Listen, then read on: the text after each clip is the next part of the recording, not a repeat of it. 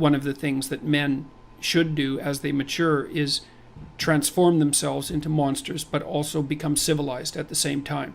And that's exactly what you see in stories like Beauty and the Beast, where the ideal man starts out as a beast and ends up civilized. He doesn't start out as a milksop, wimp sort of character who poses no threat to anyone and then becomes the hero. That isn't how it works, although there are stories of that kind of development. The reason that Harry Potter can withstand Voldemort is because he's got a piece of him, right? He's been touched by it. And the way that you keep the psychopaths at bay is to develop the inner psychopath so that you know one when you see one, right? And then, but that's a voluntary thing. It's like a set of tools that you have at your disposal, which is full knowledge of evil. The question is, well, should you turn into a monster? And the answer to that is yes, you should. But you should do it voluntarily and not accidentally, and you should do it with the good in mind rather than falling prey to it by possession, essentially, because that's the alternative. Now, how does it possess you? That's easy. Your suffering makes you bitter. Your bitterness makes you resentful. Your resentment makes you vengeful. And once you're on that road, you go down that a little bit farther, man. You watch all those rom-coms where there's always kind of a beta male guy who's being real friendly and always failing miserably with the women because basically he's lying to himself and to them. He's a persona, and a persona is the face that you show to the world when you're trying to pretend and to convince yourself and others that you're, I would say harmless, but we could say a good person. But a good person isn't harmless. A good person is capable of, well, maybe a good person is capable of anything, but is willing to hold that in abeyance. Well, if you're harmless, you're not virtuous. You're just harmless. You're like a rabbit.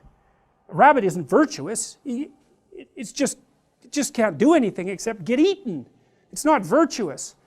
If you're a monster and you don't act monstrously, then you're virtuous. The hero has to be a monster, but a controlled monster. Batman is like that, you know. I mean, it's everywhere. It's the story you always hear. For example, lots of my clients, my clinical clients, are too agreeable, and they're generally women because women are more agreeable than men, but not always, because I've had agreeable men as clients as well. And what happens is they're resentful and they don't know how to stand up for themselves, and it's because they're very compassionate by nature. And so if you're entering into a negotiation with them, they'll let you win. Well, that's not so good, because you know you need to win too, especially if you're in an organization of adults where there's a struggle, right? When you have kids, you can let them win, especially infants. You have to let them win, and that's partly why compassion is so necessary. But as a basis for negotiation between adults, it's like, sorry, it's insufficient. You have to be a bit of a monster so that you can say no.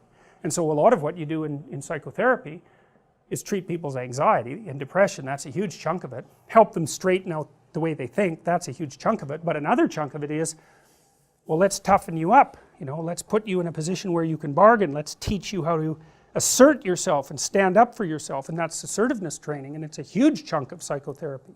And you need to learn it. It's like, because part of how you regulate your interactions with other people is to negotiate. And you cannot negotiate unless you can say no. You can't do it. And it causes conflict to say no, and if you don't like conflict, which is basically the definition of being agreeable, then you can't tolerate the conflict, and so then you can't negotiate on your own behalf, and so then you keep losing, and you're bullied, and you know, it's not good. Then you get resentful, and it's really not good. So you have to develop your inner monster a little bit, and then that makes you a better person, not a worse person. It's weird, but that's just how it is.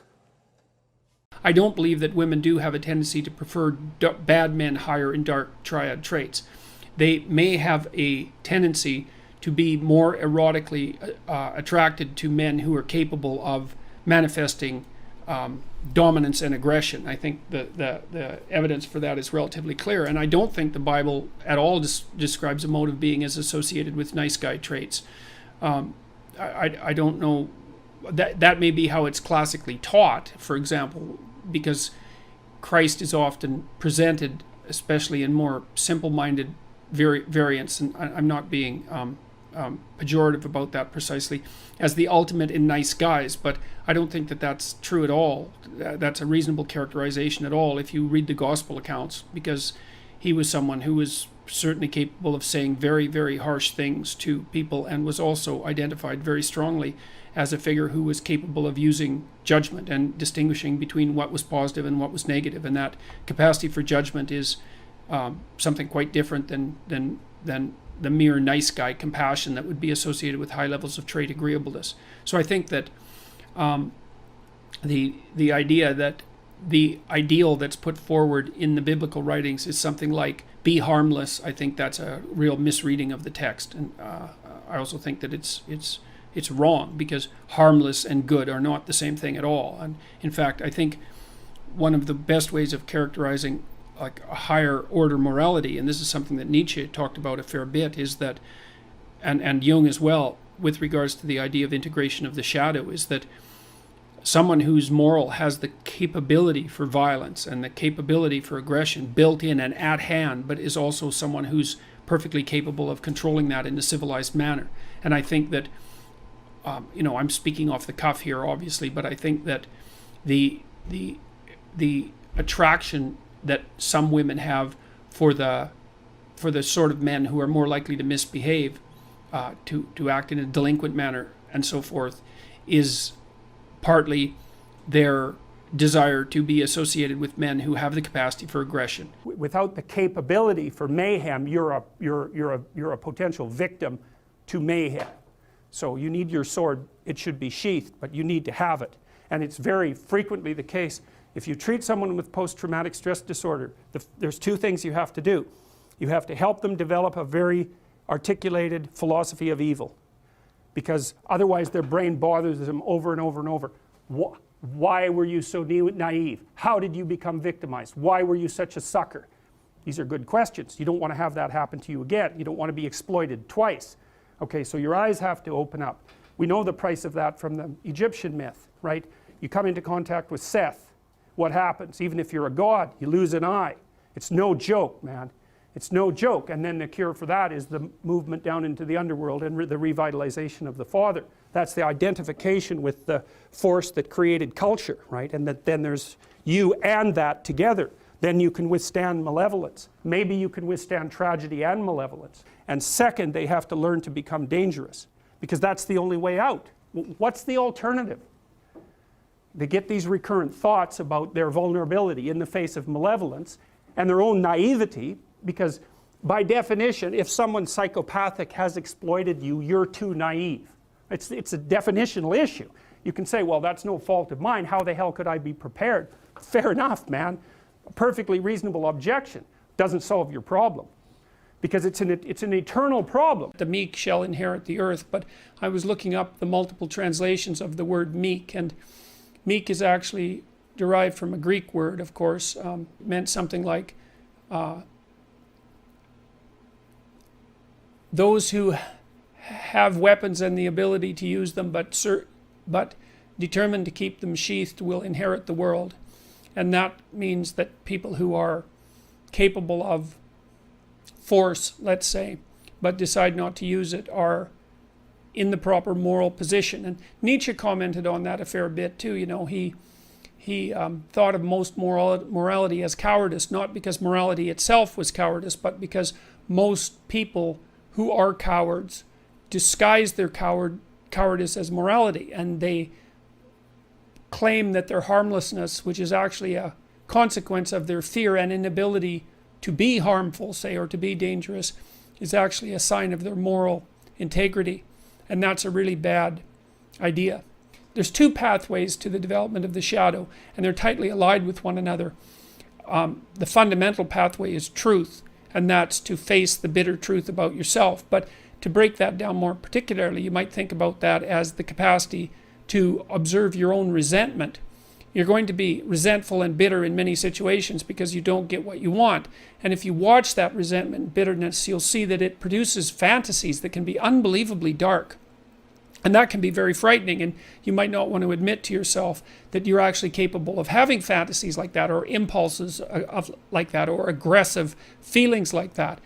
But the thing is that if those aggressive feelings and impulses and fantasies are integrated into your character, it's like you're opening up a dialogue with a part of yourself that can be very forceful and strong and dangerous. And it's really useful to be dangerous, because if you can be dangerous, you often don't have to be. Men who've integrated their shadow often also develop a kind of peculiar grace that would be a consequence of not only allowing their aggressive side to step forward, but also their feminine and compassionate side that they may have kept squelched because of embarrassment about it, or because they'd been harassed for being weak, or any number of things.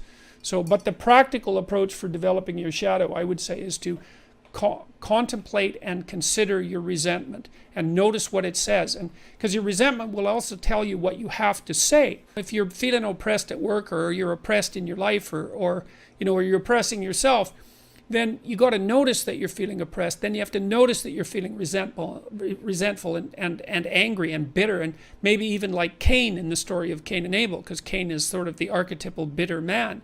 And then you have to decide what it is that you need to do in order to remove from yourself that bitterness. And that usually means that there's something that you have to say.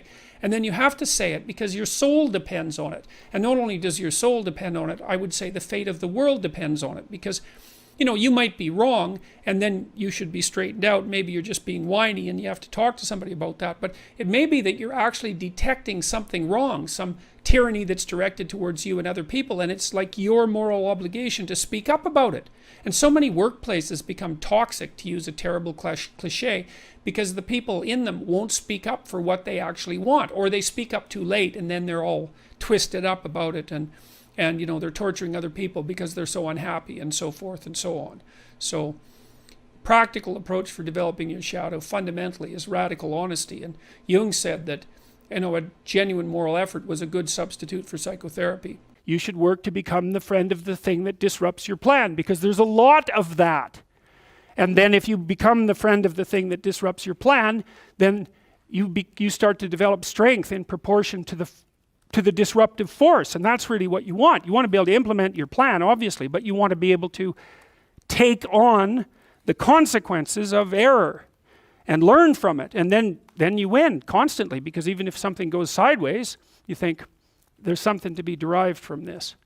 That's wisdom, fundamentally. So those are the eternal domains, right? There's the domain of order. That's a snake, by the way, and that's a domain of chaos. And that's the world. And maybe you're in the order and maybe you're in the chaos, but those can flip on you.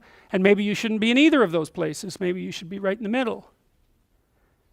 And that's where you should be, as far as I can tell. And I think this is another escape from postmodern nihilism, let's say. That's actually a real place.